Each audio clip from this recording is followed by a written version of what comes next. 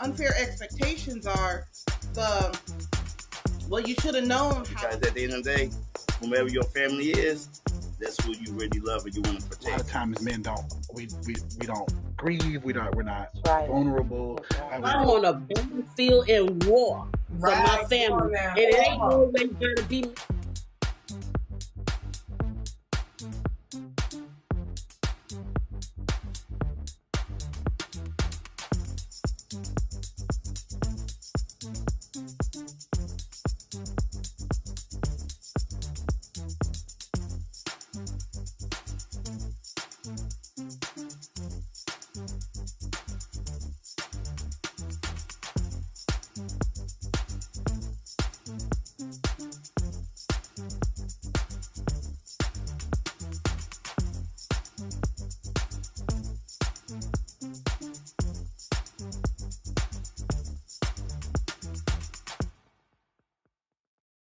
Mm, mm, mm, mm, mm, mm. Good morning, good morning.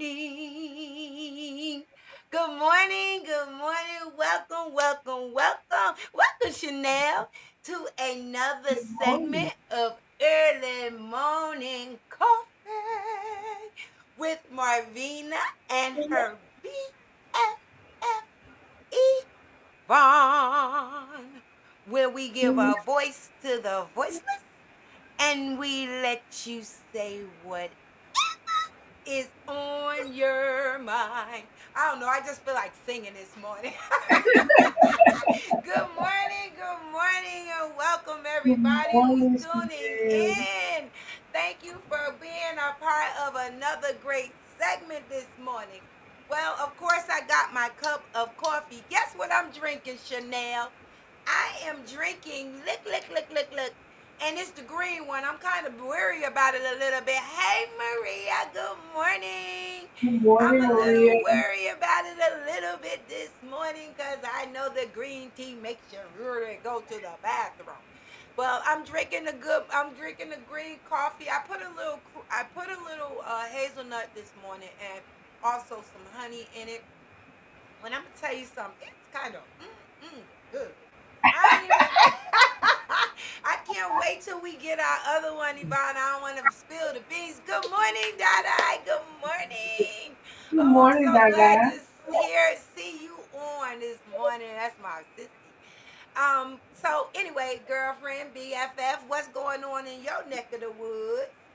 Well, first and foremost, this morning I was rushing, guys. I didn't get a chance to make my coffee this morning, so I am drinking some good old H2O. I'm drinking some water. That's what I have in my bottle this morning. Not necessarily in my cup, but that's what's in my bottle. That's what I got going on. And then tomorrow is my dad's would have been my dad's birthday, so I just want to give a good heavenly shout out to my dad. I miss him so much, and yeah, so that's what's going on in my neck of the woods. And I got to tell you guys, I found out something good and bad about my car at the same time yesterday. I told you guys I've been fighting with this dealership. You know that you know this been going on since March. Since March, I have not driven my car a good week since March, and it's been in the shop with the independent specialist for 3 weeks now, and they told me that and guess what they said? The heater What? hoses and your valve cover gasket needed. This is what the dealership charged me $3,600 for. And come Wow. to find out, he said, "Oh, they did some type of work." He said they cut it and then put a little piece in there and put some clamps on it. And then he said you can tell the valve cover is new, but they didn't seal it all the way around.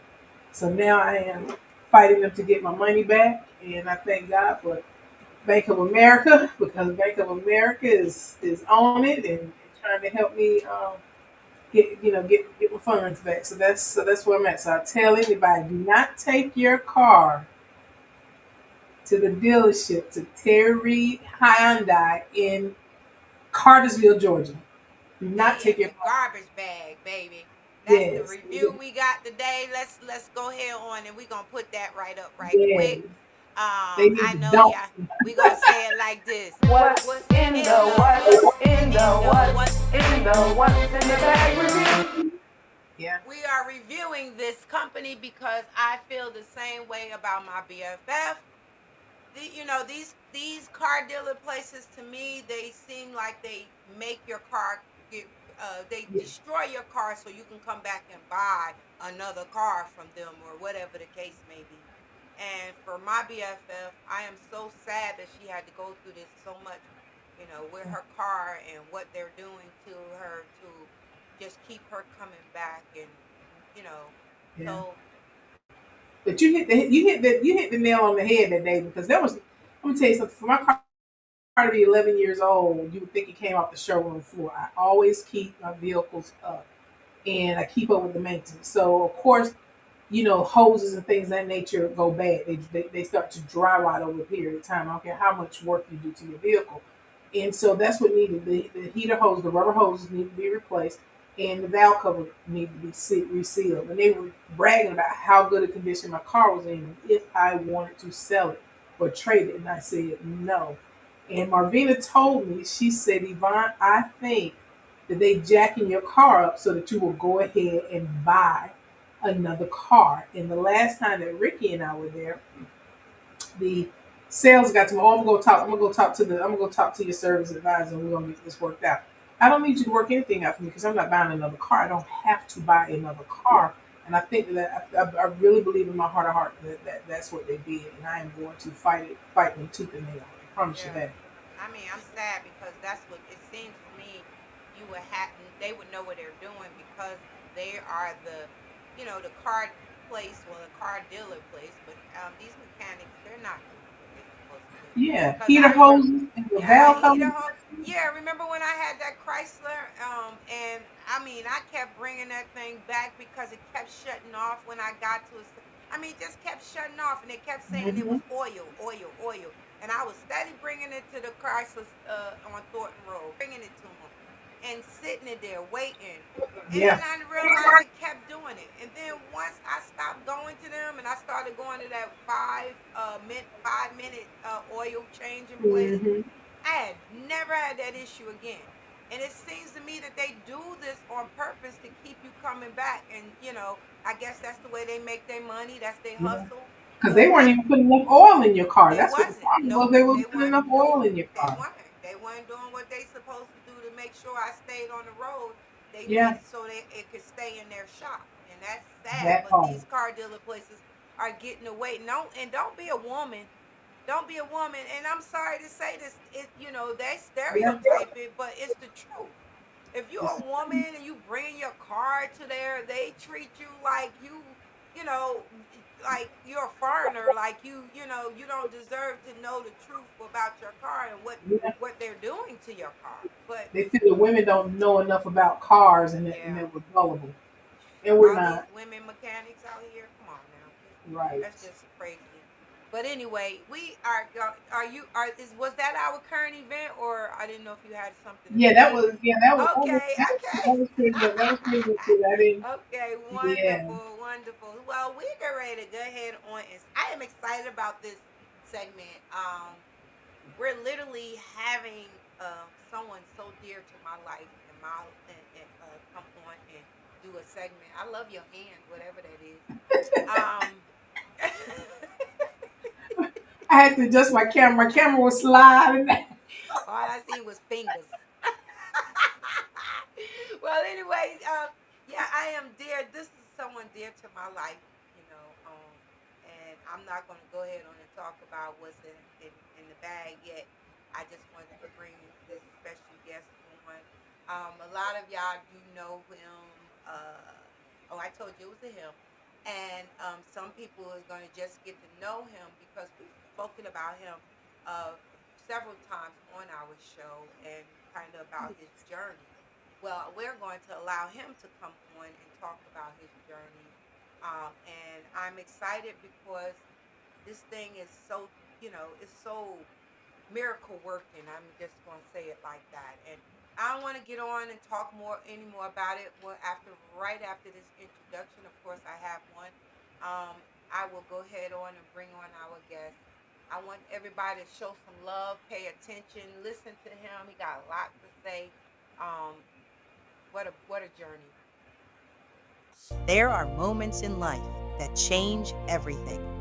In September 2025, Marvin Clay heard words no one ever wants to hear: a cancer diagnosis.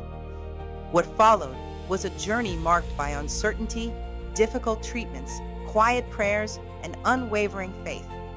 But through every challenge, one thing never left him: hope.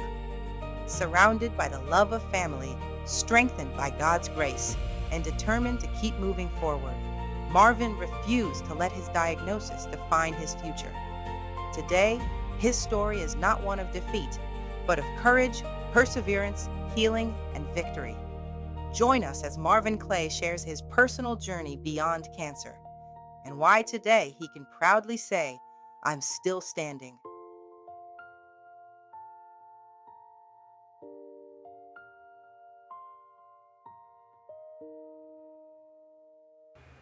Good morning. Hello.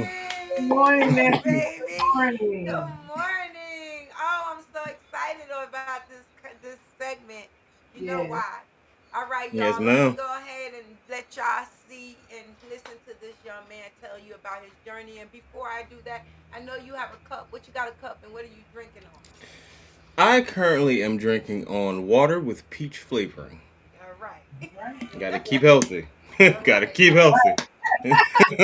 No caffeine, no, I have to keep healthy as well. So some water with peach flavoring, do it for me. Yes. Right And now. now the question is for you this morning. What's in your bag, baby?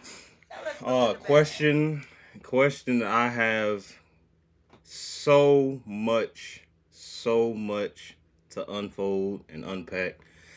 What's in my bag is my health journey. My health journey, as you all seen from the introduction video, September 3rd, I was diagnosed with B-cell non-Hodgkin's lymphoma. So I honestly want to, first and foremost, I want to give thanks to everyone that offered their prayers, and thanks to everyone that showed their support through this whole journey. I was pretty much behind the scenes of what's in the bag when it was happening. I heard the prayers, I heard the thanks, and God already delivering to so many people on just everything that they have prayed for me for. So let's start from the beginning.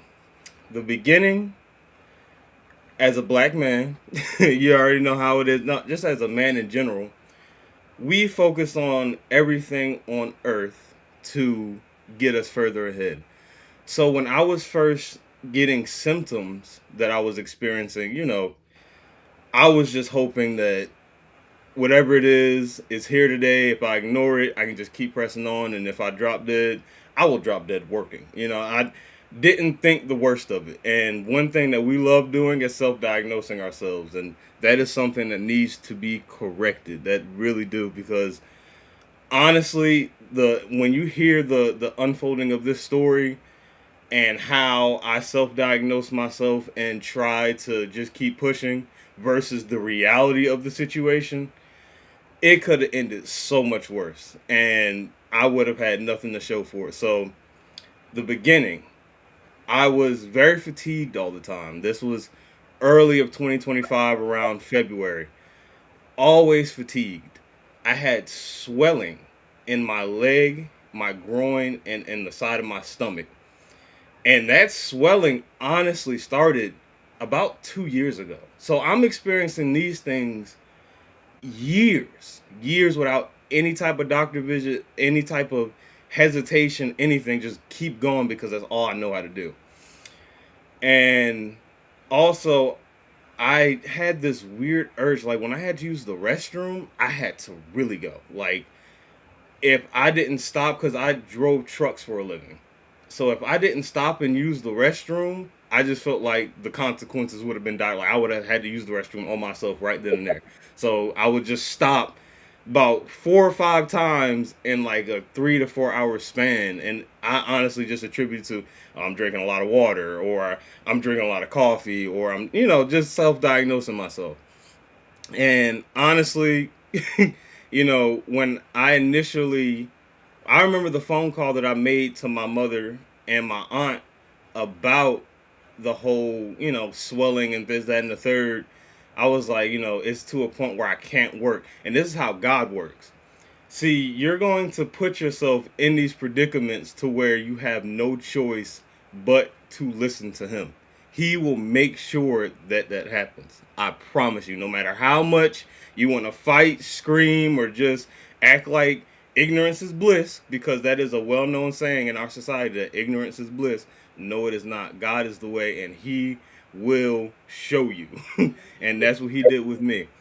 So at that point, I was just like, I have to go to the hospital now. Now it's to a point where I can't work, and now that I can't work, I legit have, to me at that time, I had no purpose. And also at that time, my little sister was living with me, and she seen all the symptoms and was more worried than I was. She seen the vomiting, because I used to be a big boy. I used to be a very big boy. Like, I'm a big boy now, but I used to be a big boy. And whenever I would eat, it would come up instantly. I'm just instantly vomiting. And I just attributed it to exhaustion, self-diagnosing, like just trying to cope with how I can put a band-aid on the situation and just keep pressing on. But like I said, it just progressed to a point where I couldn't function properly as a person in society. So, September 3rd, I couldn't even drive myself to the hospital.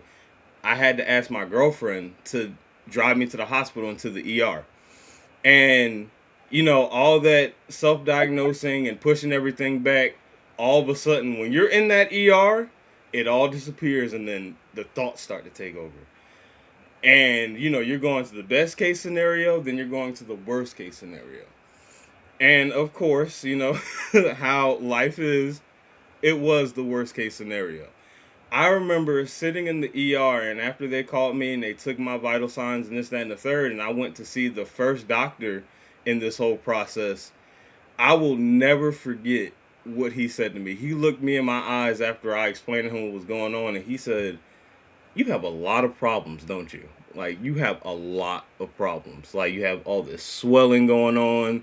You can't use the bathroom properly. You're doing this, that, and the third." And I'm just like, all right, well, that's cool and everything. I understand. Like, you're telling me things I already know, but I get the severity of it. I get it. But please give me something right now so I can get back to work. Even in that moment of, I know that my health is deteriorating, only thing I cared about was being able to get back, get back to what I was doing.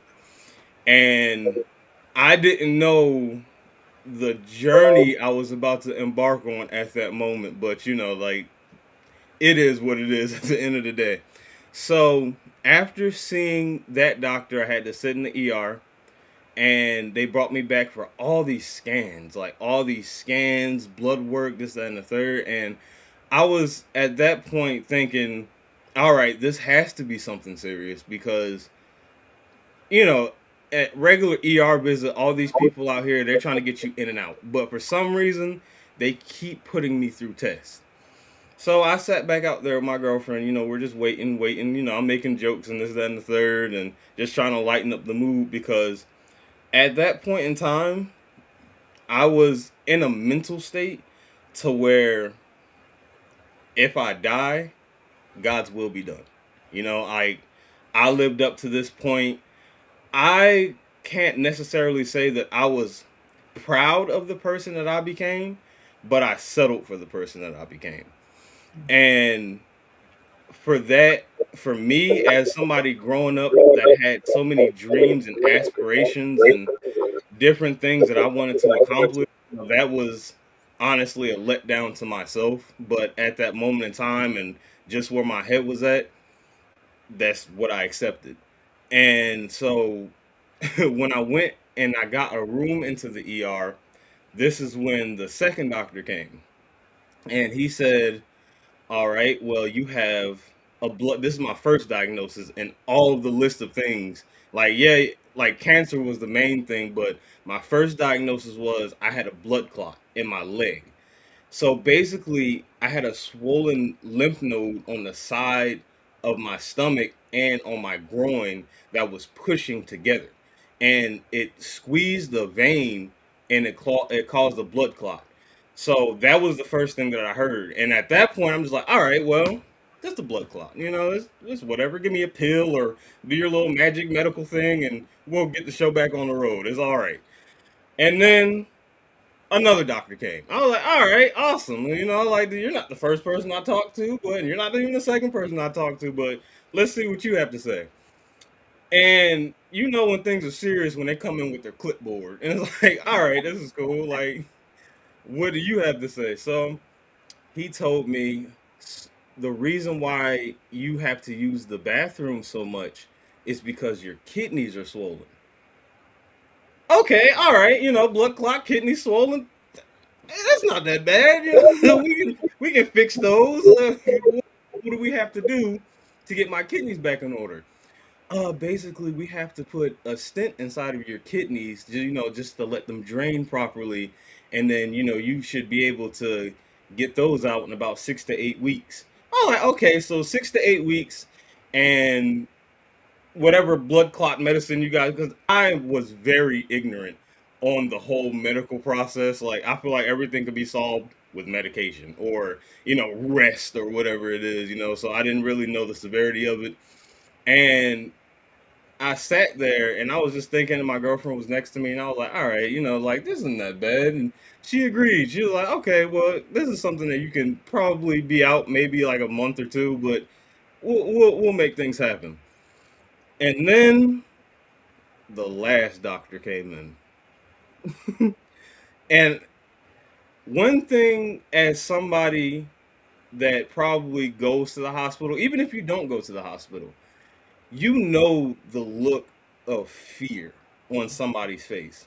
And when I tell you the last thing you want to see inside of a hospital on a doctor's face is fear, especially when you do not know what's going on. So he asked a question that I will never forget.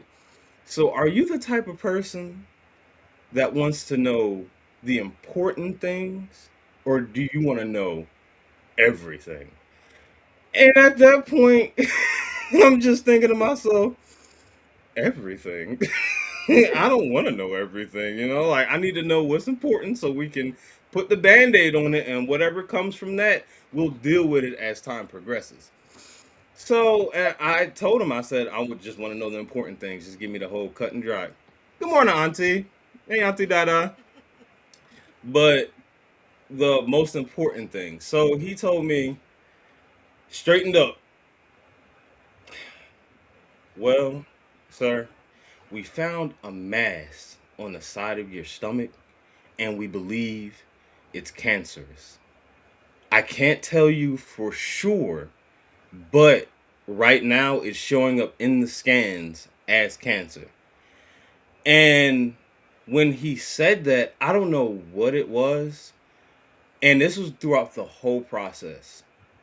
I didn't feel fear, if that makes sense. I didn't, start the whole woe is me party. Oh my goodness, cancer, this, that. My mind and how I was raised by my mother was, if there's a problem, there has to be an answer. Even if the answer is the inevitable me dying, that is still an answer. And I was raised also a Baptist Christian. So I was brought up not necessarily in the church, but the church teachings. So I can attest to, me believing in Jesus and the word of God and everything that comes with it.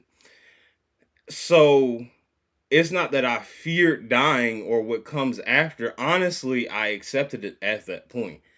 And to say that, through that whole process that I had fear, I really didn't. But at the same time, it was just one of those mundane things of, well, like, this was my life, and I wish it could have been different, but at the same time, like I said in the beginning, God's will be done. So, my girlfriend, after hearing that, she was sitting there, the look of terror in her face. And this is her journey through the whole thing. So, the day that she brought me, which was September 3rd, was the day that her mother got cleared for breast cancer. So she goes from hearing her mom went into remission for breast cancer to her boyfriend getting cancer, or at least being diagnosed with cancer that same day. And so her face of terror was on her, but at the same time with me, I honestly did not feel any fear. And so she was there for a little bit, and then two of my brothers came, Bailey and Joseph. And they know me as, it's Marvin. Like, he can do anything. Like, they know me as the strong, like, nothing's going to get him down. And he just keeps going. So to see them come in, and I guess they talked to the doctor or the nurse or whoever was in there at that time, and they kind of got a little summary of what was going on. The look, I've never seen them look like that, especially when it comes to me. The look of, like I said, terror. Like, it was everybody that was coming in was just looking terrified. And so, me, I'm not that type of person. Like, I just don't believe in pity parties. And one thing that I can honestly say, even though I felt the way that I felt, if I die, I die, and if if I live, I live, I wasn't keen to having anybody feel sorry for me.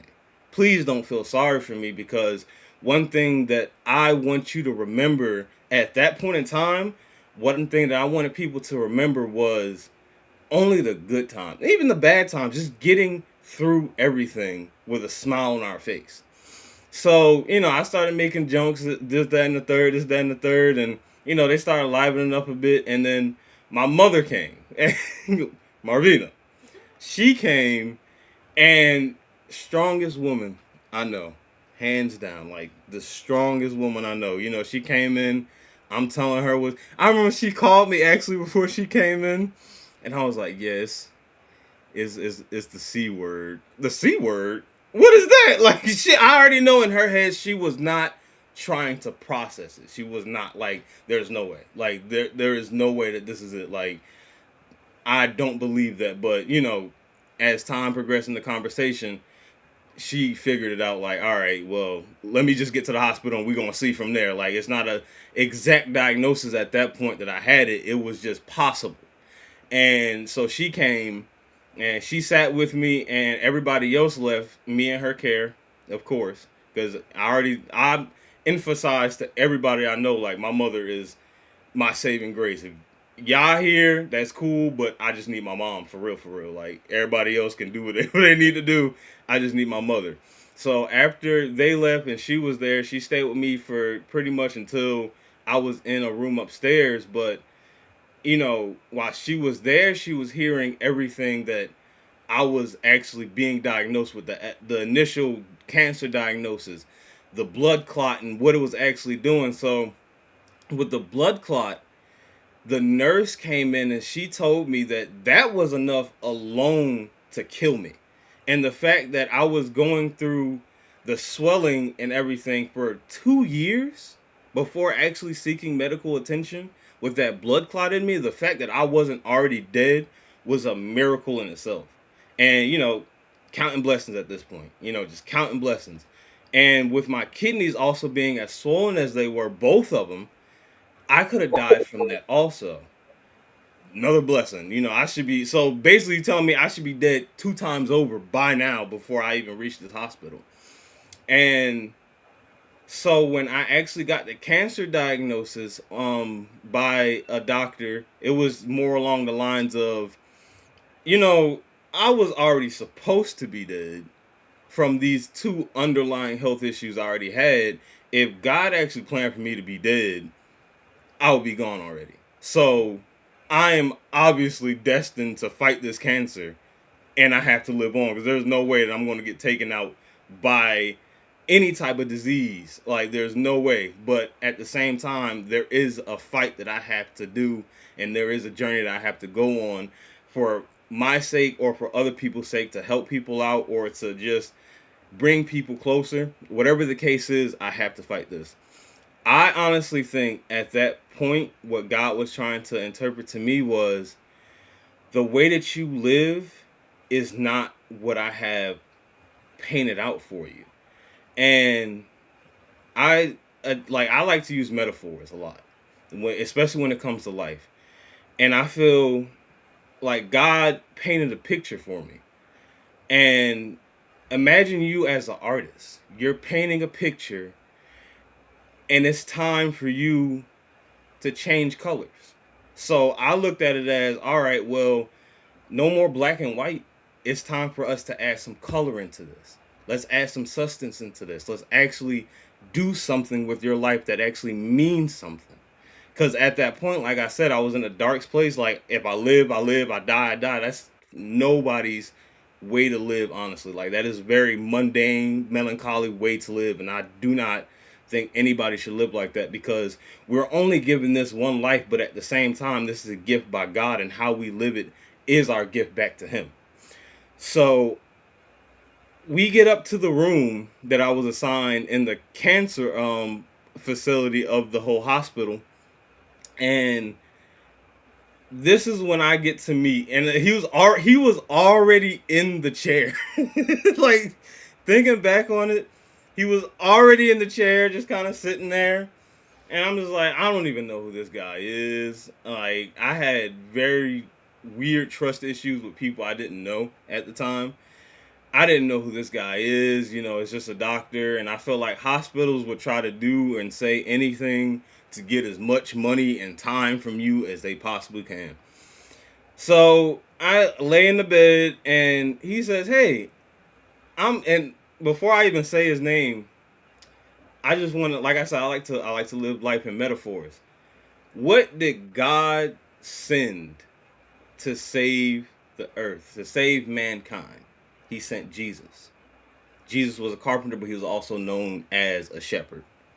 My doctor name was Dr. Shepherd. Hey, my name is David Shepherd. Oh, okay. Hello, how you doing? Like, I got your diagnosis here, and I just want to go over a few things to just really kind of ease you into the process. Like, he spoke to me like he's known me his whole life. Like, just the heart of a brother, just family. And, him and my mom started talking. Turns out they go to the same church. And it's like, okay, some familiarity. That's awesome. That's great. And then the cancer talk started happening and my procedures and going forward.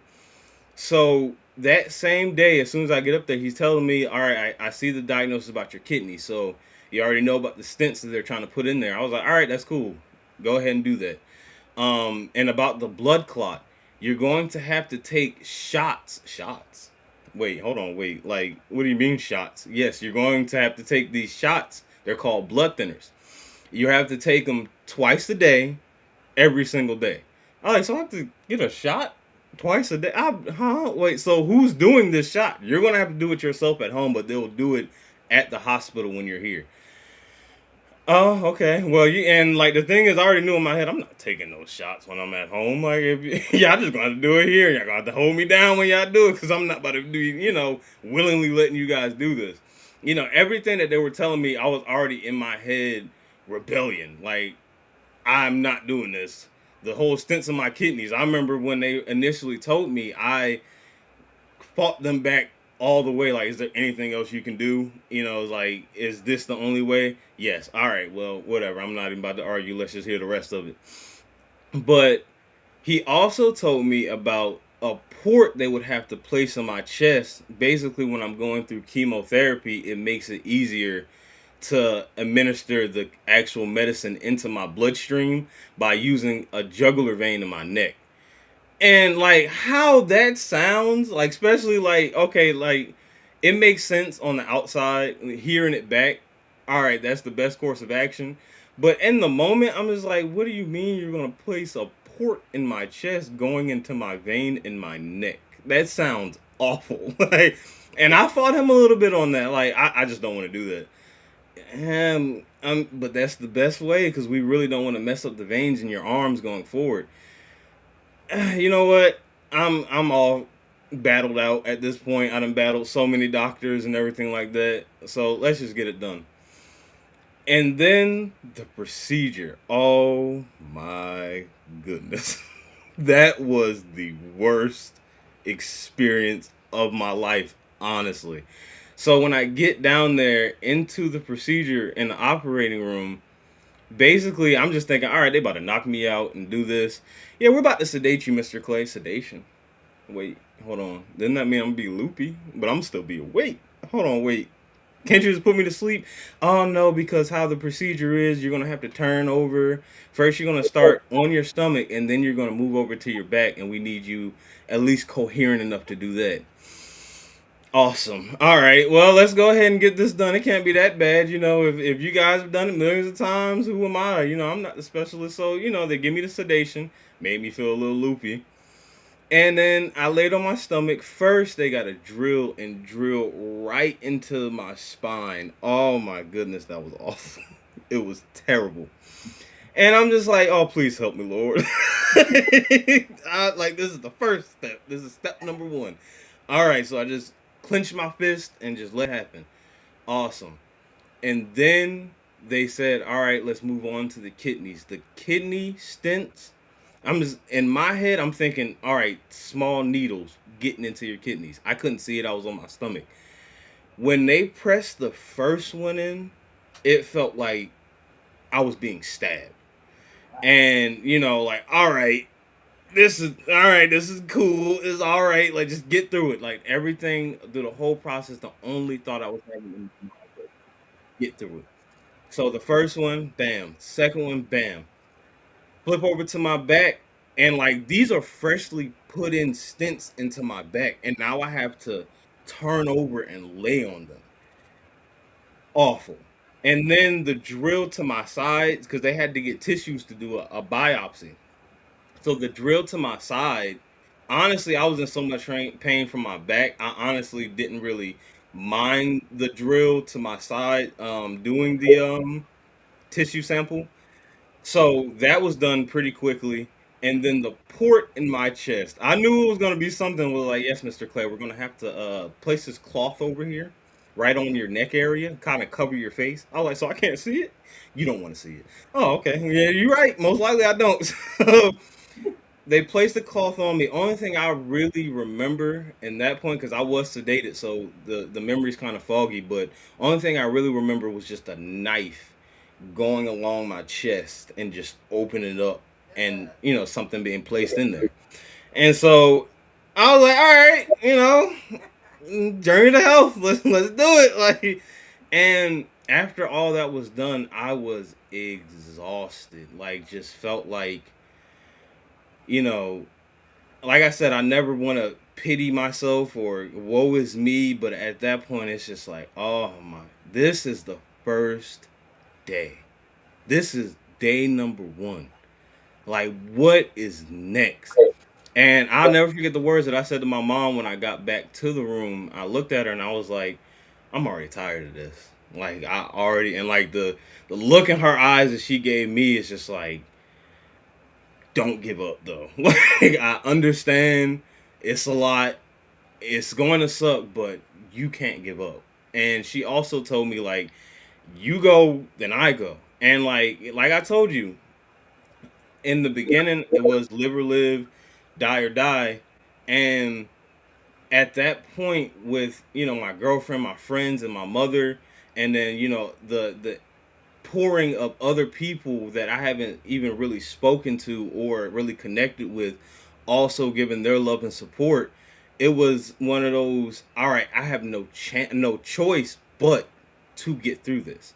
You know, and it was a different type of fire. You know, it was a no fear, whatever happens, happens, into a no fear, but I have to do this and I have to beat this type of mentality that was slowly starting to creep and shift into me. So, at that point, after that, the chemotherapy didn't start until maybe 3 or 4 days afterwards. And at that point, I was just kind of dreading, like, I've heard stories of chemotherapy. I've heard stories of radiation and all these processes, how people get sick, how it's like the worst things that people has experienced. Some people don't even recover from it. Some it don't even work for some people. All these negative things and negative emotions that was going on, but at the end of the day, honestly, it was I have to do it. So we're going to have to see what's going on, whether I like it or not. But honestly, at that point, it was, where do I turn to mentally? Because I was trapped in between I need to get through this, but at the same time, what if I don't? So my faith honestly was in question. It was in question at that point, and I'm a mortal man, and I made mortal mistakes. I'm still making mortal mistakes, but the thing is, now I learn from every experience, every breath I take, every mistake, every walk, talk, everything. I learn from everything. And back then, it was still just like a battle. Like, I just could not come with the right type of mentality I felt to do this, entering in this. So I started, this was honestly the first time I actually started really praying. Like, the only time I only really prayed before then, it was before I ate. And that was the normal prayer, or if I had like a presentation, or basically it was just asking. Like I just asked God for things. I did never gave my appreciation, just kind of asked him. And this time I asked him for guidance. And basically it was just, I don't know what it was. It was just this feeling of, you need to go through this. You need to go through this. It wasn't oh, I'm just gonna, take this cancer away. Like, no, you need to go through this. I'm not even gonna tell you the result. I'm not going to tell you what stage you want. So the stage that they gave me at the hospital was null, because they didn't give me a stage. They never gave me a stage. It was crazy. All these doctors, all these diagnoses, the paperwork, the scans, I never actually received the stage of cancer that I was on. And I fixed that to God giving me a stage, and that was the stage to perform. And he's like, all eyes on you. Like, this is what you wanted your whole life, but for some reason, you always counted yourself out from being able to perform on that level. So I'm going to give you this opportunity to perform. Let's see how you come out of this. I already know, but I need you to know. So that's what I attested that to. And I get to my first round of chemotherapy. I'm taking it like a champ, like a champion. I'm sitting there, and I'm calling my mom, and she's there every single day at that point, every single day, but she still has to work. But when they first administered it, she was there, and time progressed. I'm just like, all right, it's new, so it's gonna probably take a little bit for the effects to actually show. 3-4 hours go by. I'm just sitting there like, I don't feel anything. Like, this is just like, if I'm not hooked up, I wouldn't even know that anything is happening. So I'm just not feeling anything, feeling like, all right, I'm killing this, whatever. Like, everybody getting sick and whatnot, and I'm just sitting here and just taking this like a champion. And at that point, it was just thoughts, because I wasn't in pain or anything, so it's not like I was just in pain or knocked out. They didn't keep me medicated to the point where I was just asleep all the time. I was just left with my thoughts at that point. And one thought that crossed my mind was, how hard this must be for certain people. Like my mother. My father, I passed away at a young age. Like, when I was at a young age. And I pretty much grew up, not having him. I like to tell people, no, I didn't have a father figure growing up, but I do have my father's figure at the same time. And I look just like him. And to have my mom, see him in the hospital before he passed, and now her coming to the hospital of the spitting image of him in the same type of predicament, hooked up to machines, like that, and I know it's hard, you know. So anytime that I felt like she didn't need to come, I really didn't want her there because I knew the toll that it was mentally probably taking on her mental, you know. But at the same time, she was one of the biggest catalysts in getting me through it. So all that time I was sitting there and all the thoughts that were racing in my head, I was thinking like, why am I the way? This is where the personal growth was starting to come in. And the first thing about growth is the problem. You assess the problem. So everything that I shrugged off or just ignored about myself, and that's one of the hardest things that people have to get through, is that self image, that mirror reflection. You have to look at yourself honestly and give yourself the honest synopsis of who you are as a person. And pre-cancer, I honestly can say that I lived a dastardly life of sin, a dastardly life of sin. And I asked God, you know, of course for forgiveness, but it's not enough to forgive me at this point of life or death situation. I needed change before I can confidently say I'll be able to meet him. So, you know, the seven deadly sins, that's like, I don't know why that kept popping up. And like when I was going through my phone and just everyday conversations, you know, praying with the nurses and things like that, just like the seven deadly ones. And, you know, I did my research and actually researching and getting into the Bible and Bible verses and scriptures and things of that nature. Like it was the seven deadly sins that I lived my life by and just thought it was the normal because everybody else was doing it. But at the same time, God has a different picture for every single person. And evidently for me, my thoughts and what my heart was saying is you need to correct these. And I attest every thought, every feeling coming from God himself every single time. Like there is no idea that you will have that God did not give you. And if that was the idea and the main focal point of when I was in there, then that has to be it. Like that's the bond of it. So I worked on every single sin, like going down like a checklist in secret because I'm one of those type of people. I don't really like airing out. Like right now, me talking about this whole process is probably the most that I've actually aired out or talked about anything. But, you know, I have to because I feel like I just said, every single word and every thought comes from God. Like I have to do this, whether that is to help somebody or just get this off my chest for me. Either way, it is benefiting something. And that's how I honestly want to live life going on, is benefit and love.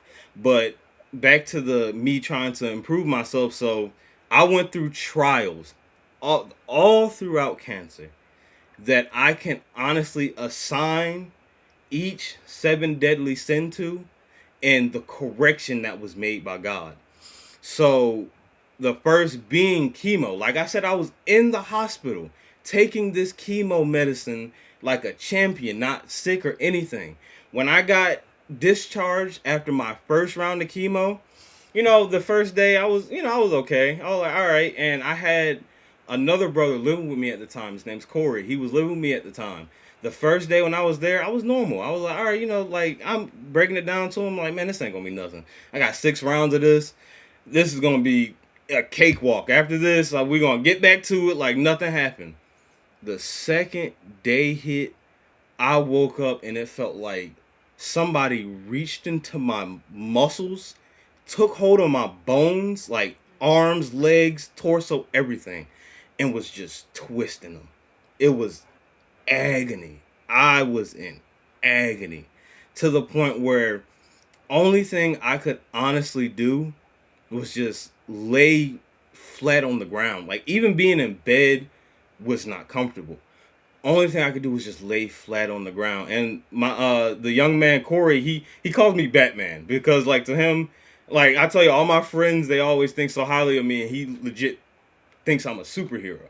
So he's just looking like, Batman, are you okay? I'm just like, I just need to lay here. Just don't talk to me for a second. I just need to lay here get everything straight. And at this point, I was given pain medicine, but I'm a big boy, like I said, and I had to take one every 6 to 8 hours. So the one pill that I was taking of this hydrocodone, it did nothing for the pain. It was legit just, all right, well, here you go. Now you're a little tired, but you're still feeling this pain full fledged. And this was my testament to pride. Like, I was showing so much pride while I was in chemotherapy, saying, doing everything normally while I was getting administered the medicine. But when I got home, oh yeah, I was humbled very quickly, very quickly. And God wanted me to go through that first phase doing the chemo, feeling nothing. And then as soon as the tides turn, oh yeah, it will humble the most prideful, I promise you, because that pain was unlike anything I've ever felt in my entire life. And after that, the experience with chemo was starting to claim things. Everything that I fought so hard to get at that point, everything that I was trying to neglect my personal health and my personal mental health for at that point was starting to slip right through. Like, I got evicted. My car, my little sister has my car now, but if she wasn't the angel given to my mother by God, I wouldn't have my car. I had to let go of my job. There were all the material things that I earned to that point was starting to go. And that was my greed. So I already attacked pride and greed in such a small, short span. Because after everything was taken away, only thing you really have to turn to is God. And he will make sure that every single time. No matter, he will humble you and make you come to him when the time is right. And that was my time. So that was already two sins that I can attest that I was getting cleansed of in the first round of chemo. And the humbling experience of getting evicted when my sister came, she said, those people around that was living around you, they were laughing at you. I was so like locked into the pain that I was in. I couldn't even notice it. Like, God shielded my eyes from that. He shielded my eyes from the judgment of people who know not of what's happening, the situation. And for that, I am eternally blessed, because when the day of when it happened, I was just laying in bed, I was asleep. Police burst through the door, held me at gunpoint like I was some criminal. And they softened up when they seen the nephrostomy bags that were coming out of my kidneys. I had, like, when they told me to put my hands up, I legit had the bags in my hand. Like, I am no threat to nobody. Like, I'm just sick. And when they seen the medicine and this, that, and the third, that's when they started softening up their demeanor. But at the end of the day, like, I was still getting evicted, so I had to leave, because how I, set up my rent and everything like that, and the timing of me getting diagnosed, it just didn't work out. And I get it, people have to do their job. And I hold no ill feelings or anything about anybody that was involved in that process, because it needed to happen. It needed to happen, because where did I end up after that? With my mother. That's where I needed to be, with somebody that I know that will take me to these doctor's appointments, to do my chemotherapy, to give me what I need. Of course, it was your mother. Like, and it's funny because before I got evicted, I was actually planning on moving back with one of my friends. And as I was starting to make that shift, that's when I actually really started getting sick. So God seen that, of course, and he was like, all right, you're going the wrong way. Let me redirect you real quick. Let me tell you where you're actually going, where you need to be.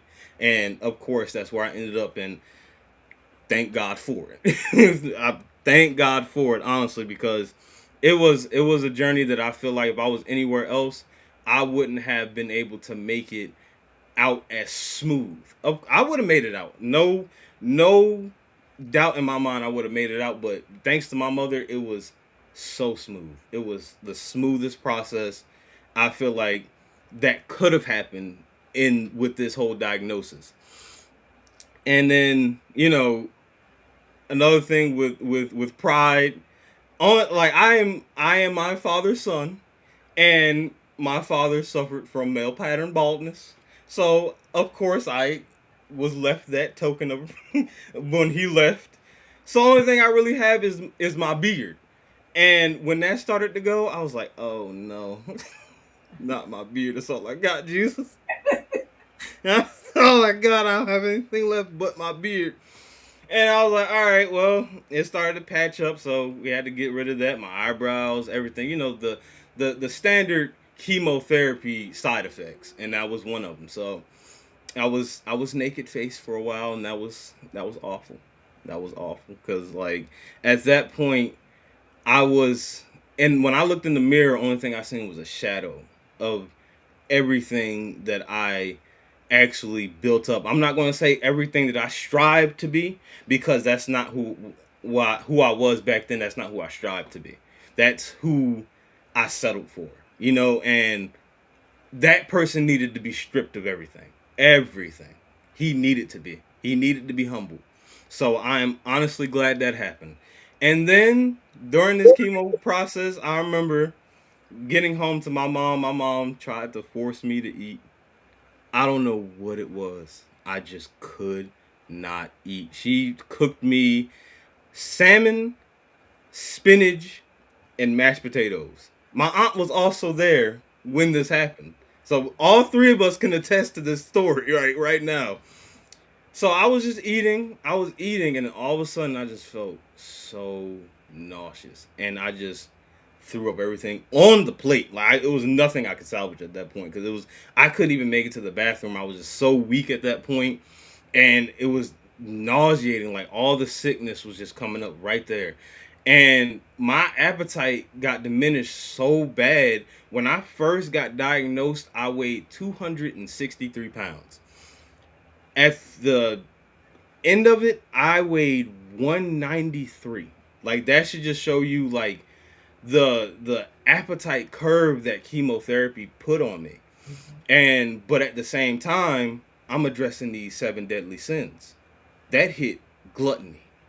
That showed me right there, you don't need all this food that you're intaking on a daily basis to keep alive.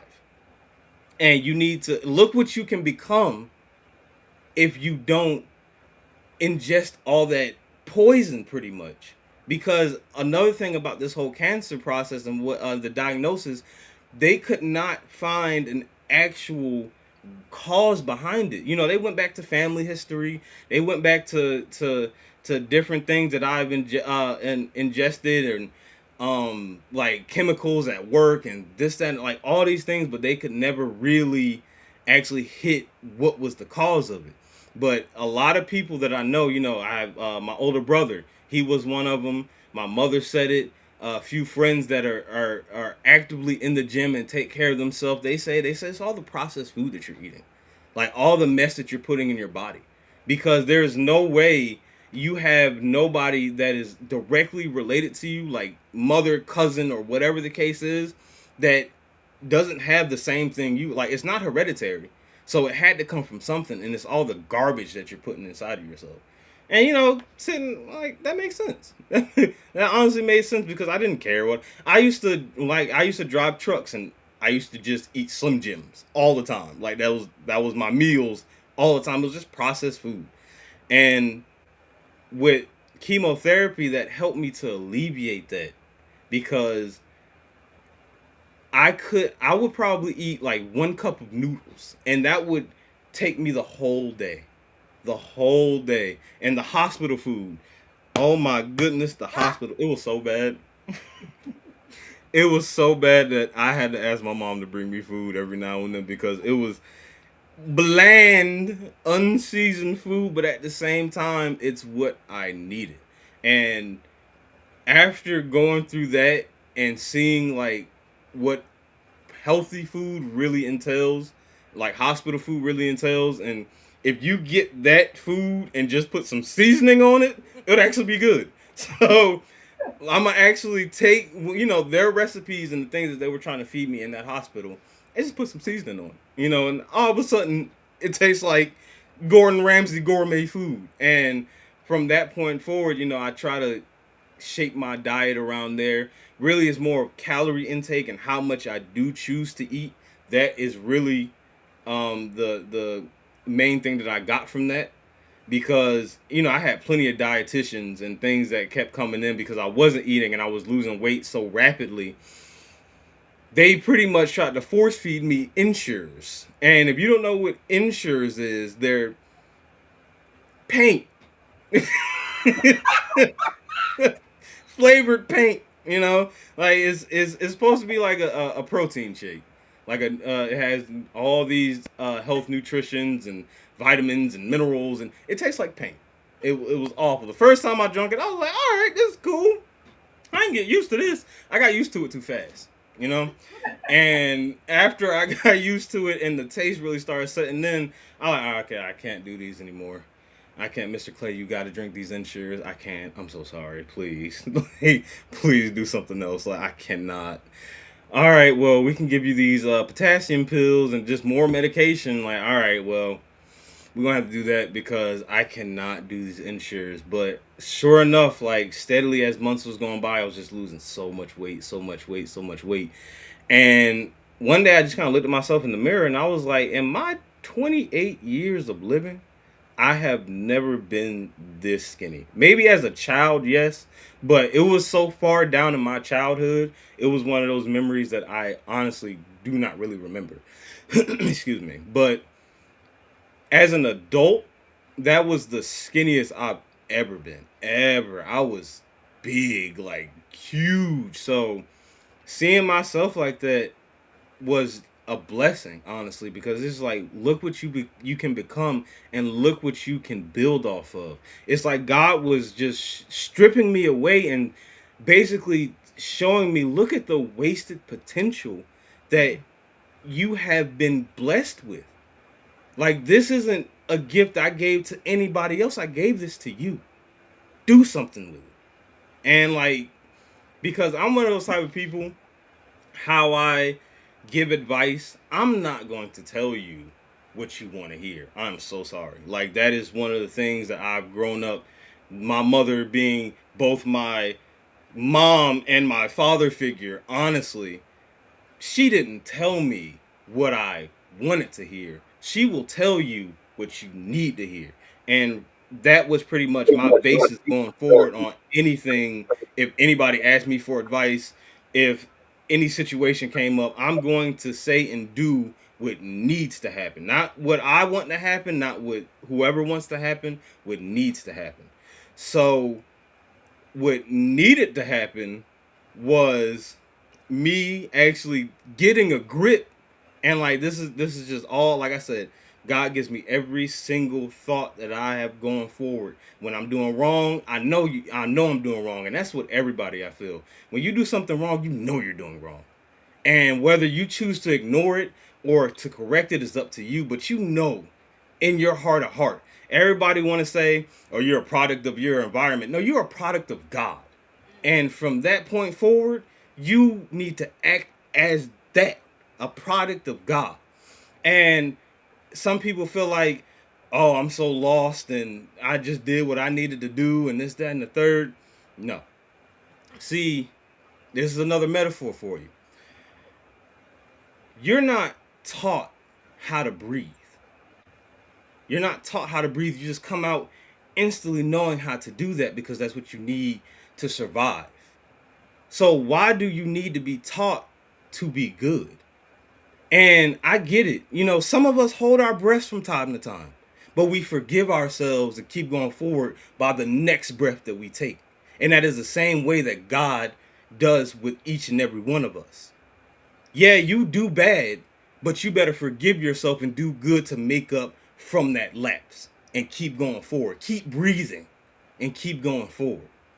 And that is one of the small lessons that I ain't gonna say small, I will not diminish God's lesson.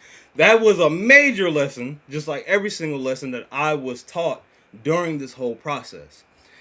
And going from first, second, third chemo treatments pretty much the same. Me going to the hospital, pretty much fighting nurses on like when I leave. Because one thing about the chemo process I always remembered was the day or 2 days before I would go and get chemo, I would go see Dr. Shepard, my oncologist, so he can actually set it up for me to have a room and things of that nature. And from that point, you know, when I go to initially see him, it was nothing but dread. Like, oh, here we go again. Here we go. I'm about to go in there. I remember my girlfriend asked me one time. I was like, yeah, I'm about to go to the hospital, get poked, prodded, and picked on, you know, like, because that's usually what happens. The first thing they do is they access the port in my chest, meaning they put a needle through my chest so they can start administering the medicine. It's usually the first thing that happens, or an IV. Sometimes both. You know, during the end of the treatments, I learned that it could be one or the other. But in the beginning, I thought I was always subjected to both. So I would always get both in the beginning. So after about the third or fourth treatment, I started getting used to it. All right, this is what happens. You know, I can pretty much gauge everything that's going on and this, that, and the third. Then my next lesson of my 7 deadly sins that was corrected was wrath.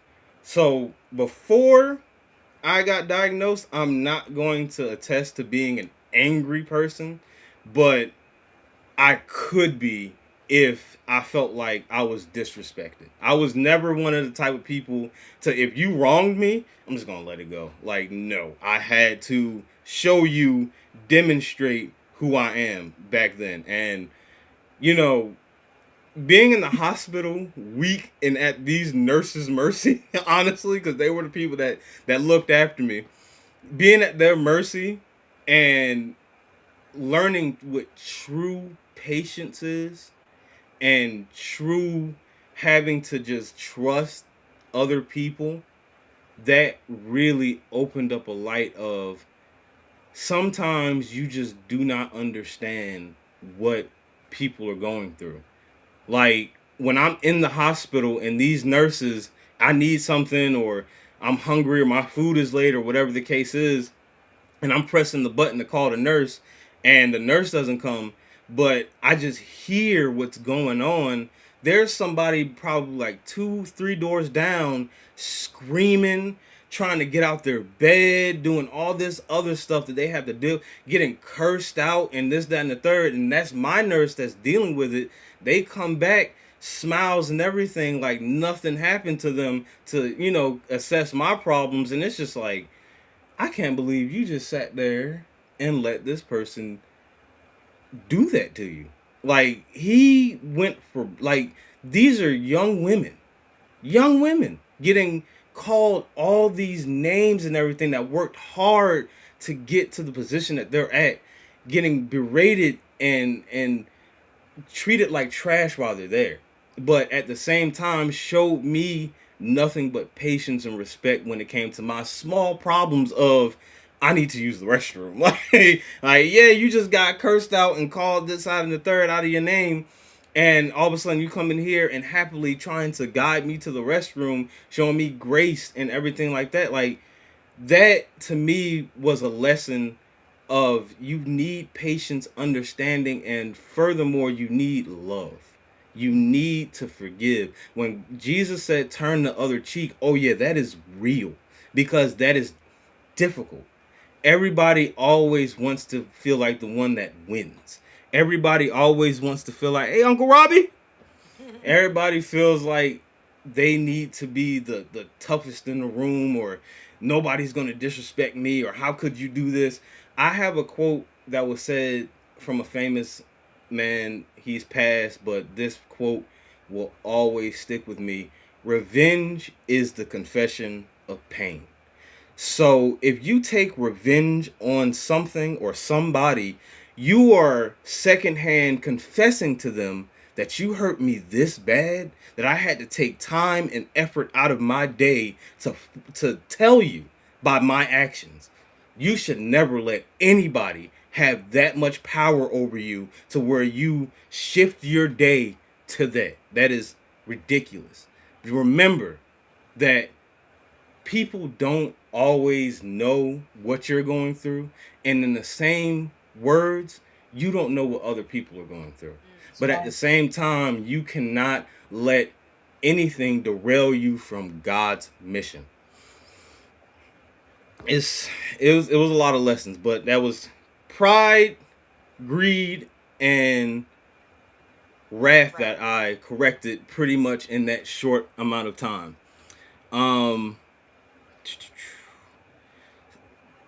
And I'm gonna say around the third or fourth cycle of my chemotherapy, I honestly started really getting in tune with God. All of a sudden, all these Bible scriptures.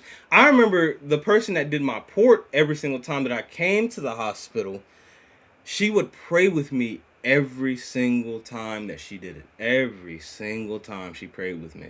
And at that point, like I said, I had an understanding of God. I had an understanding of Jesus, but I had no knowledge of it. You know, like I was very ignorant of Jesus and God. Yes, I know the stories and Adam and Eve and things of that, you know, the word of mouth things, but I didn't have the deep knowledge, the deep connection that God yearned for me to have with him.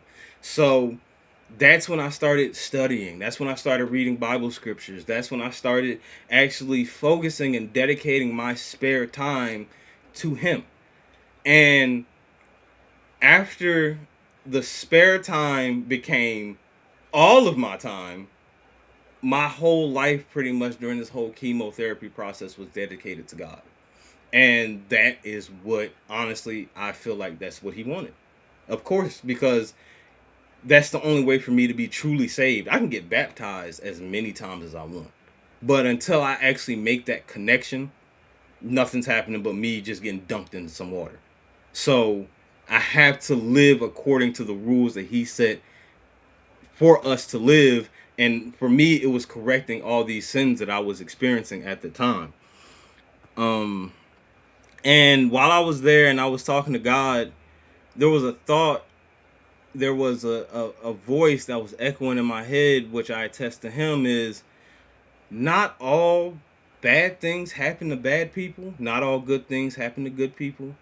Things happen because they need to happen. So it's just like, oh my goodness, not Marvin, he got cancer. Like, no, that's just not how it is. That honestly is not how it is.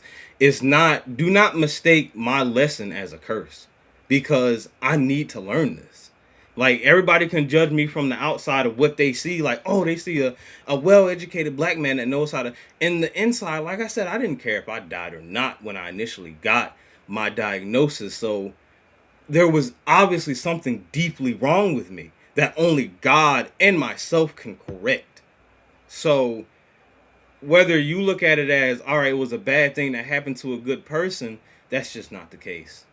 That is not the case, because I look at it as something that I honestly benefited through everything. I benefited so much, so much. It was nothing, honestly, that I lost that I can't say made up anything that I gained.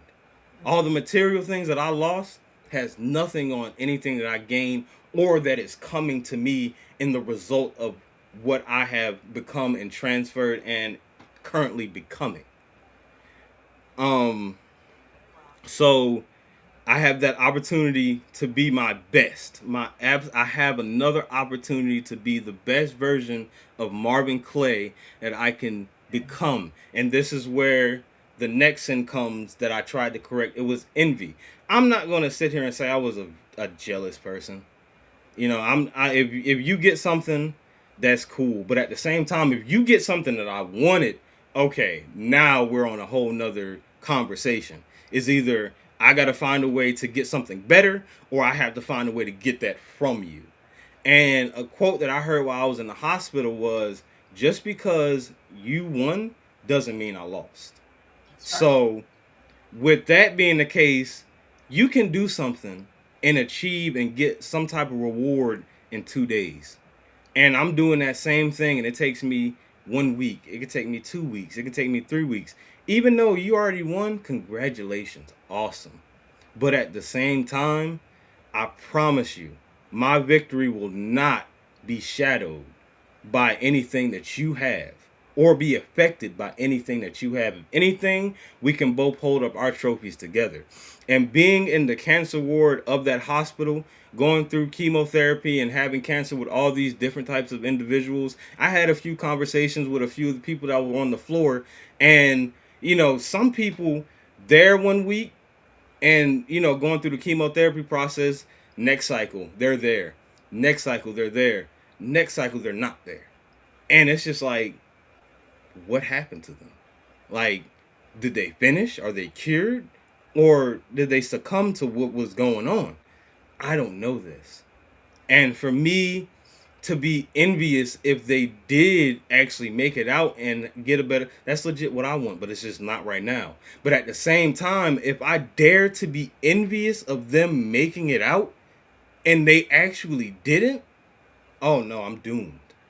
I'm like, that thought crossed my mind plenty of times. Like, I will be doomed if I ever show because you don't know exactly what happened. Even if they got to the point where they actually made it out, I don't know the process of what they had to go through to get out. I had to get my kidneys punctured. I had to get, you know, all these biopsies and things of that nature. Who's to say somebody else that I was talking to didn't have it 13, 14 times worse than me? So how can I be jealous or envious about what they made it out or didn't make it out or their situation?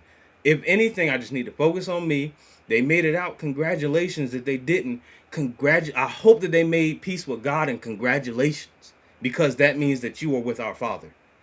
Like, congratulations all around. The thing is it can always be a good and a bad, but if you can put good into everything. The same way you can put bad into everything, you can also put good into everything. Like, oh my goodness, like, they didn't make it. That's good, because that means that they are now with our Father and watching over us. And that's added protection and armor for us. They made it out. Awesome. That's great. Now they have another chance to do and change and help other people. So there's a good that can come from everything. It's just harder to look at things that way. But at the same time, if you do that, because what is the first thing in the prayer that I always remember saying before I ate was, God is good. And that's what, every time you look at any situation, not depending on the severity of it, if you keep saying God is good, you have to look at every situation the same way, because at that point, you're instilling God into whatever situation that it is. And at that point, you can't lose. You just cannot. So, envy, tackled right there. That's 4. Envy, I worked on that to the point where, I mean, I'll clown around with my friends and everything like that, but at the same time, and I know my friend Joseph absolutely hates it, because he'll say something and I'll instantly like, no, you can't say that, man. Like, you know, like, you have to do this way. You got to look at them like this. And he's tired of the preaching, but I'm going to keep doing that. Like, I'm going to help my friends see the same light that I see, because it is not only a light of bright and brilliance, it is a light of love. And who does not want to experience true love from our Lord? That is just, and he is a God-fearing man himself, but he has a lot of questions. I do not know all the answers, but one thing that I do know for certain in my heart is God is good.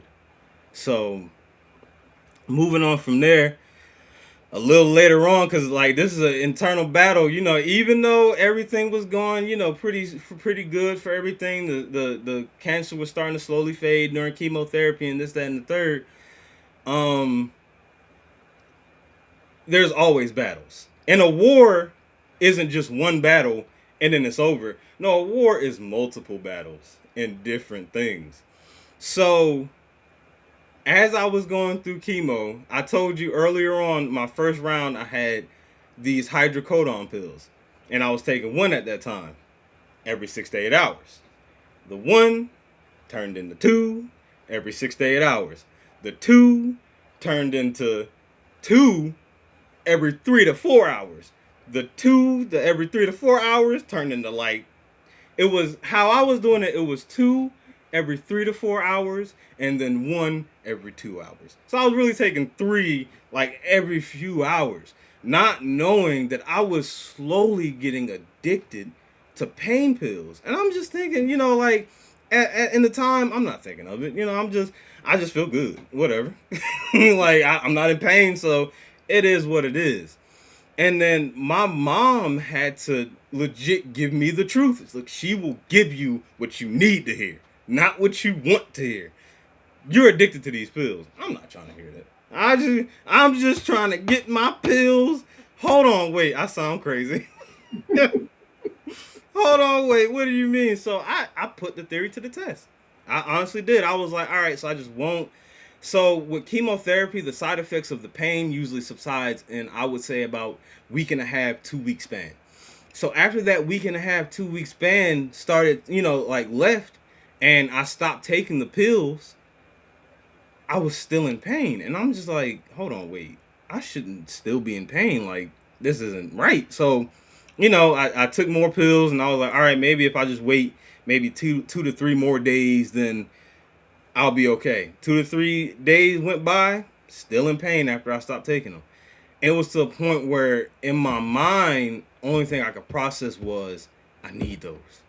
And I'm so in touch with God at this point. I'm so, reliant on my mother and her words at this point. That's all the evidence I needed. That is all the evidence I needed. And also another big focal point in this whole story, I remember 3 to 4 cycles, I just was on autopilot. Meaning, I was just kind of doing whatever anybody told me to do. Like, when I wasn't doing that, I was just laying in bed, not doing anything. Like, I didn't feel defeated. I didn't feel anything. I was just on autopilot, just on pain pills, on autopilot. And I'll never forget what my mom told me. She said, it's like you gave up. When I tell you that, like, I don't know what. My mom's words to me are always been. I remember I used to be a very deep sleeper, but my mom called my name, shoot up awake. Like, that's just how it always was. Like, Mar, shoot up awake. All right, here we go. What's happening? But when she said that, it's like my soul. And like, I honestly think God is love, of course, so he will always try to communicate to you through the people that you love the most. And of course, it was my mother. And those words to me was like a flame. Like, oh no, I'm back. All right, here we go. What happened? Like, what happened? Like, I am like just kind of on autopilot. Like, yeah, I get it. It's a process, and yeah, I know I'm weak at times, and it's hard to walk around. There was points during this whole chemotherapy process. I honestly want to start discussing a little bit more symptoms, just for people that are either are fear of going through this, know somebody that's going through it, or is currently going through it, to make them, more comfortable of knowing the fact that maybe, all right, what I'm experiencing is actually normal in this process. So my side effects honestly was I could not stand for a long period of time. I had pretty much a threshold of 20 minutes before I would pass out. Could only stand for 20 minutes or I would pass out. And I put that theory to the test plenty of times. It was legit like, all right, I'm cooking something. I'm trying to cook something. And then in the middle of that, I just start sweating. And I start getting lightheaded to the point where if I don't lay down, I will pass out right here. When I was bathing one time in the hospital, I passed out while doing that. Like, it was just constant me having to time things and just weakness. I came from, like I said, driving trucks and loading trucks. So the fact that I wasn't as strong as I used to be, I tried to attest it to that. Like, no, it's your body legit getting used to and destroying itself to build itself back up with the chemotherapy. And you're going to feel weak. You are going to feel, no matter how strong you are going to feel weak, and you will be brought to your knees by this if you let it. So that was probably the most major side effect aside from the pain of it. But other than that, it was just a constant confused, dazed feeling that I would feel also when I got out of chemotherapy. Like, yes, I'm coherent. Yes, I can speak.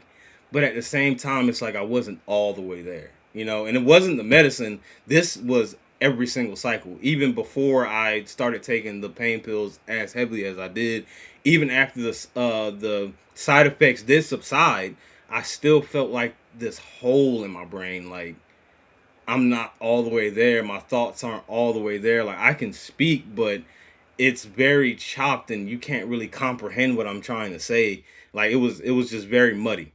And those are the major side effects that I honestly do remember. And also my nails, the nails on my fingers and my toes, they turned black. And like at first I was like, all right, like this has to be something else. I don't even want to tell them about this. Already so much going on with me. But of course, I like at that point, my pride was already in check, and I felt like that was one of them tests sent by God. Like, let's see what you do. Let's see if you learned the lesson for real. Like, you better tell somebody.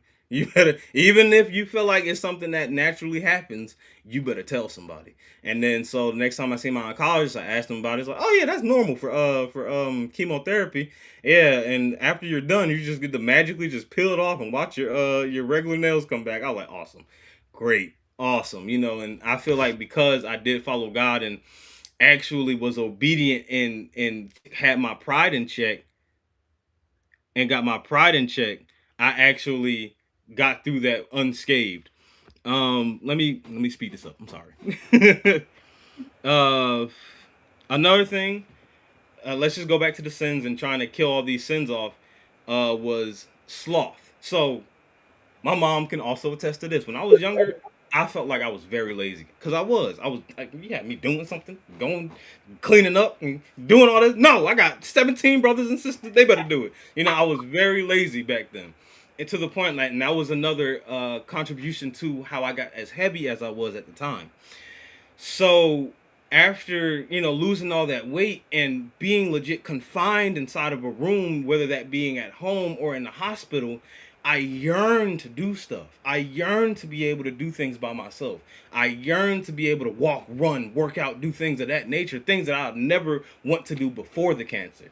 And that addressed my sloth of the 7 deadly sins in that whole situation. And with lust, I mean, you know, I'm a man, you know, I'm a man. But at the same time, my symptoms of swelling, like with my groin and having to be in the hospital for as long as I was and reading about God and him having all these scriptures, of course, I had to adjust accordingly. Like there isn't, oh, I'll just skip over this sin and just go to, no, you address every single one and be a man and be a child of God and do what you need to do. And just, your body is a temple. And lust is one of those sins to where you are sinning against yourself because you're not treating your body as the gift that God has presented to you.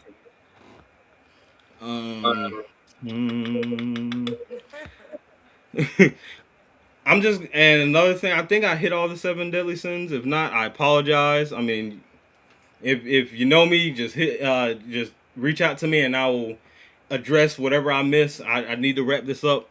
But the last rounds of chemo, I'll never forget. I had to be, and this is just a testament and to show you that after I learned my lessons, that God was ready to send me back out because I was scheduled to have a bone marrow transplant. I have no idea what it is. I have no idea what it entails. But at the same time, I don't know why in my spirit, my mom's spirit too, because we both agreed on it, I don't need it. I don't need that. Like, that sounds like something that I just don't need. Like, so we went to my doctor and he was like, all right, but this is something that, you know, I prefer to happen, this, that, and the third. And I get it. You know, you want me to be healthy and you want to give me the best care possible. But at the same time, I do not feel like I need it. So some time went past after my last round of chemo and I got scanned and the scan came back, no cancer. Awesome. Great. All right. So we're going to wait a few more months to see what happens, but just keep that bone marrow thing in the back of your mind just in case it does come back. Next scan, nothing. All right, so I don't even know what's going on, Mr. Clay. Like, you don't lean not into your own understanding, sir. Like, I'm so, like, that's just how it is. God gave me my lesson already. Like, from here on out, if I mess up, if I relapse or anything like that, oh yeah, he will be there to check me. But for right now, you have to go and do what you need to do. And I've done what I need to do. I done got my lesson. Is that my little sister? Yeah, Oh my God. yeah, But Auntie Rhonda, your uncle, hey, your Auntie cousin, Rhonda. yeah, even Zim, he was on. Everybody listening to you, boo. Thank you, family. Thank you, family. But basically, like, and he was so dumbfounded. Like, he's never seen anything like this. Anybody recover the way that I recovered. And the thing is, yes, I did recover, but at the same time, I'm covered. If that makes any type of sense.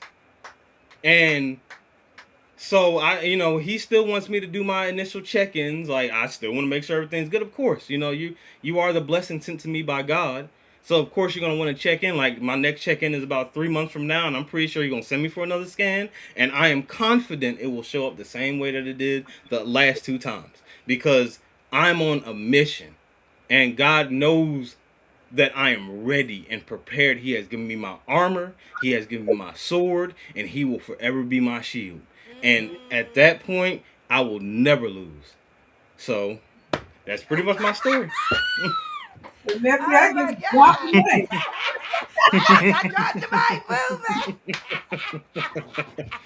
We got so many people that said so much stuff on the side, Martin. I know we already at 10:30. Devon, do you want to bring up anything, or you want him to go back and talk? What do you want him to do? You can bring up maybe one. Yeah, I'm bringing up one. Let me Yeah, put this up here that Maria yeah, said. Maria said. Hold on. Maria said, "What a testimony to hear how you were dialoguing with God the entire time throughout. You were in the refiner's fire, being purified and perfected. God will get you ready for your calling." Yes, ma'am. Yes, ma'am. Yes, Yes, ma'am. ma'am. Yes, ma'am. Go ahead. Wow. Oh, wait, did I take it off? I take it off, or you took it off? Go ahead. Yeah, I took it off. Let's see here. And then Di said, 33 years as a nurse, I can definitely relate. I always keep in mind, I don't know their story. You never know. You That's never right. know. And then here's another one. Maria said, "You are an amazing and anointed young man, and there is much that the Lord has for you to do. You have the capacity to help and bless so many multitudes." Remember that conversation you and I had? Yes, ma'am. Yes, ma'am. I know what God is saying. Jesus. Just so many. And then your Uncle Robbie said, "I've never heard you talk like you are now. Very beautiful conversation. You definitely have grown. God has a way of bringing you out. Talk, nephew." Yes, sir. Hey, you gotta remember, you was one of them. You was one of them father figures growing up. Like, he was one of them growing up. I remember living with Uncle Robbie. And how he used to take care of us and teach us lessons and things, because he knew that we were absent our father, but at the same time that he gave us that love. And I will forever be appreciative and love you to the moon and back and to the end of the world, Uncle Robbie. Love you so very much. The Auntie Rhonda said, "You went through a test to have a testimony. You understand your assignment, nephew." Of course. You already know it. And then Maria, she said, "I am here weeping, not just because of what you went through, but because of how I feel God is going to use you to bring him glory. Shine forth the facets of God, Jesus." Yes, ma'am. One thing I like to say is I am a champion of God. Yes. Put me on the front lines. I can handle anything that he tries to put my way, because he knows we gonna make it through in his name. Yes. Hey, your sister. Let's see what your sister said. Go ahead, Yvonne. Let's see here. Hold on. Let me get to a second. I got it. It's up there. I have to highlight it on my side so I can read it. She said, "Amen, making me so emotional. I am so proud of you, big brother. I am so blessed to see you blossom into a godly man." Yes, ma'am. Yes, ma'am. Now, you was there though. You was there the whole process. Don't try to act like you don't know. You got so much love today, Marvin. Yes. I Yes. respect everything you said, and I've been with you through it all. Me and you, God. Yes, ma'am. Me and Even you. your family members, your aunties, everybody that was basically in the Yeah, they Auntie didn't have Debbie, to- yeah. cousin Robin. Also, I want to give a huge shout out to Robin. She was there with me through this process also. Like, she checked up on me.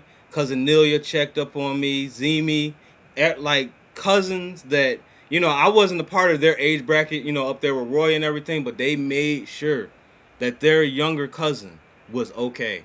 And thank you all so very much. Thank you all so very much. Yeah. Thank y'all for listening to him. This was a pleasure to be able to bring him on and let him His talk, testimony. and tell his Oof, story. this is the most I've ever talked to, especially in this type of environment, because I've always, been the quiet one. I know that, and being able to actually step outside of my comfort zone, step out of my skin. But like what this demonstrated to me moving forward, and the experience that needed to happen was I can do it if it's in the name of God.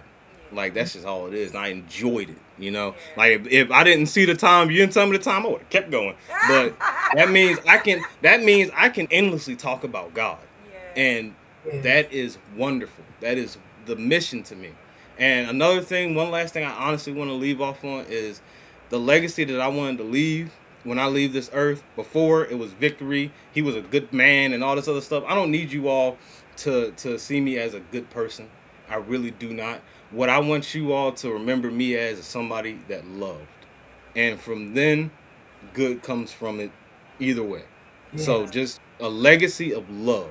Pass that down to it's too easy to hate. Love everything. Appreciate everything. Love our God. Appreciate our God. And the victory is yours whether you get material things or not. It will always be your victory. That's my baby. I love you, baby. Yeah, man. Love you too. All right, I'm gonna let you get I off. love We get you, ready to Becky. get off of here. Hold on. You can log out. I see you in the house. All right, Yvonne, let's go ahead on and take it out, baby. Let's get this because I know we got some things we need to get done. Hey, look, it really isn't anything for me to say. You guys already know our platforms and so on and so forth. Our What's in the Bag interactive group page, Motivational Monday, Talk About It Tuesday, Wisdom Wednesday, Thankful Thursday, and Friday. Our What's in the Bag directory page, the one with the question mark. That's for you guys. It's free advertisement. Go in there, put something out there that you guys want us to know about a business, a book, a movie, a new product or services. And then we have our What's in the Bag, then the number 21 on Twitch and YouTube. On YouTube, please go there, like, subscribe, and share, and turn on the notification bell. I think I covered everything, didn't I? Yeah, and we do want y'all to know about our Mormito. We are definitely in the midst of open. We have already launched our website. Let me just throw this little 1-minute video out before we leave because we want everyone to know we are still in. We have partnered up with Mormito. If you have anyone that you know that will be that is in need, even yourself. Energy, brain fog, any of those things. So let me throw this out and then we're going to get ready to get out of here. Do you ever feel like your energy isn't what it used to be? Inside every cell of your body are mitochondria, the tiny powerhouses that help create energy. When your cells have the support they need, you can feel more prepared for life's daily demands. Mormito supports mitochondrial health through innovative science and targeted nutritional support. Discover the power within. Begin your journey with Mormito today. Your wellness journey is just a click away. Visit moremito.com/What's in the Bag LLC. Explore the products, read the testimonials, and discover which Mormito solution is right for you. When you are ready, click the Buy Now button and take the next step towards supporting your cellular wellness. Y'all don't even hear me. Moremito.com/What's in the Bag LLC. Maria is over is our overseer. She's on also. If you need anything, you want to talk about anything, do you have any questions about Mormito and our products, please get in contact with us. You can call us on, you can even FaceTime us or call us on our 1-800 number, and or any way that you need to get in Yeah. contact with us so we can give you some uh, um, education on what Mormito and the testimonies of others, how Yeah. Mormito will work for your Well, life. yeah, if you guys give us a call, we can give you our own personal testimony Yeah. because it is an awesome technology, and I have used it daily since I've gotten the products. It's time for me to re up, and I just can't see myself without having this as part of my daily regimen. It And is, Chanel, my sister, she got some. yeah, I'm ready to hear for her testimony. She's already brought the product. Got a few other people that has brought the products. They are literally, and it's not, and they're not. Let me say this: it's not costly. So sometimes you get in these products, you feel like, oh man, that's not in my budget.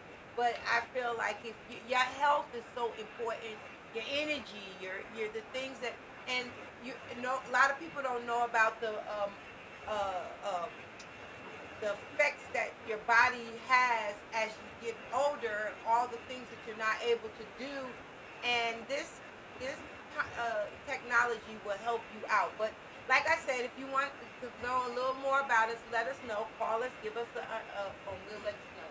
All right, we have a good day. Let's get ready to get up off of here, Yvonne. Okay, babe. Let's run it.